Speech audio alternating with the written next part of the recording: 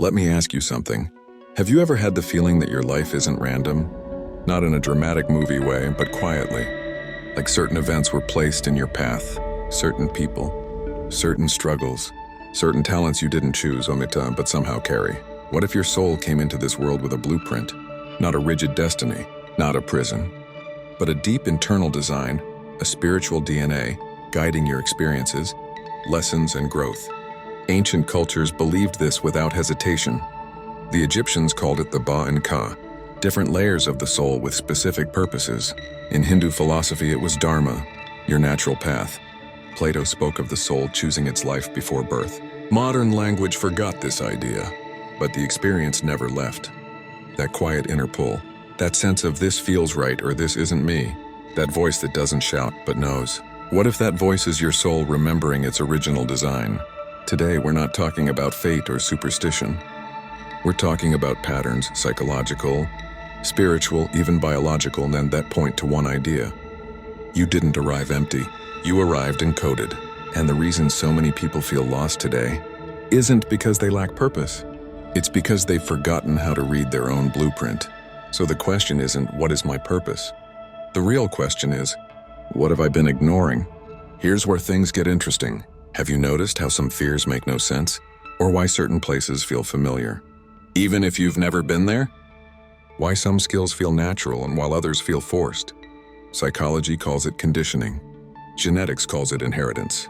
Ancient traditions called it soul memory. Your blueprint doesn't start at birth. It carries ancestral echoes, emotional patterns, survival instincts, unfinished lessons passed through generations. Science now confirms that trauma and behavior can be passed epigenetically. Ancient wisdom said this long ago, just with different words.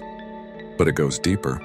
Many spiritual traditions believe the soul itself carries experience, not memory. Like a hard drive, but tendencies, inclinations, attractions, avoidances. This is why certain themes repeat in your life. You keep facing authority, or abandonment, or responsibility, or healing others at your own expense. These aren't punishments. They are signals. Clues pointing to what your soul came here to understand, balance, or master. The mistake most people make is fighting these patterns. Instead of decoding them, your blueprint doesn't demand perfection. It asks for alignment. When you resist it, life feels heavy. When you follow it blindly, life feels chaotic. But when you understand it, life starts making sense. And the blueprint doesn't shout. It whispers through repetition. So how does this blueprint actually communicate? Not with voices, not with signs falling from the sky. It speaks through intuition, emotion, and resistance. Pay attention to this. What drains you, even if it looks successful?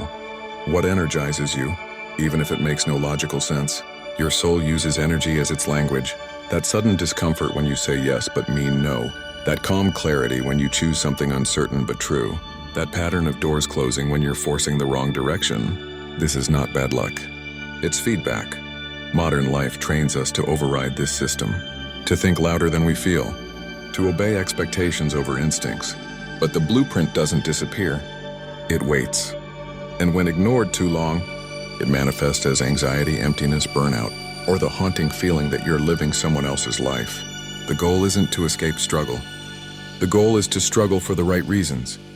When you align with your blueprint, challenges still exist, but they feel meaningful.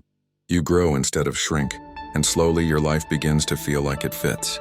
Here's the truth most people never hear. Your spiritual destiny isn't something you find one day.